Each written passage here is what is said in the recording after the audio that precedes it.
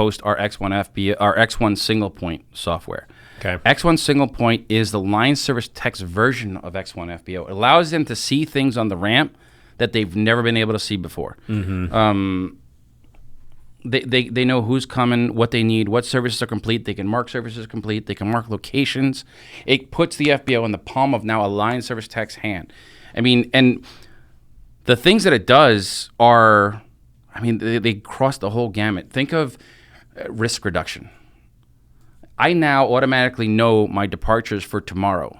I can look up departures. Mm-hmm. So if I'm in a hangar, stacking a hangar as a line service technician, I can go to my device, see who's coming and going, so that airplane, and line guys are good at this. They have an instinct. You know, that phenom in the back corner, you know, they start to get a spidey sense that thing's it's gonna have to go out soon.